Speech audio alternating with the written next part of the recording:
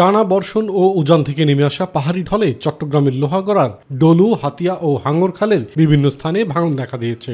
আধুনগর ইউনিয়নের হাতিয়ার খালের পানির স্রোতে রোস্তমের পাড়া সড়ক ভাঙনের ফলে যোগাযোগ বিচ্ছিন্ন রয়েছে। দেখা দিয়েছে নতুন করে ভাঙন।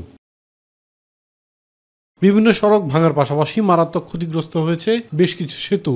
হাঙ্গর খালের পুরাতন ভাঙন সংস্কার না করায় বর্ষা মৌসুমে লোকালয়ে পানি ঢুকে বন্যার আশঙ্কাও করছেন স্থানীয়রা। নদীগর্ভে বসতঘর বিলীন হওয়ায় আশঙ্কায় নির্ঘুম রাত কাটাচ্ছেন এসব খালপাড়ের বাসিন্দারা। শাইনি চুলে এখন হবে সব হেয়ার স্টাইল। সিল্কোর দ্বিগুণ শাইনি চুল প্রতিদিন।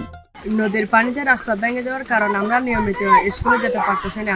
এই রাস্তা দিয়ে বিশেষ করে আউলিয়া মসজিদ, চুলুতি উচ্চ বিদ্যালয়, চুলুতি হাই স্কুল, চুলুতি মহিলা মাদ্রাসা, চুলুতি হাকিমিয়া কামিল মাদ্রাসার শত শত ছাত্রছাত্রী যাতায়াত। অন্যান্য স্থানীয় সেতু ক্ষতিগ্রস্ত হওয়ার পাশাপাশি ধসে পড়েছে সোনাছড়ি সড়কের রাতার ছড়ার উপর সেতুটিও।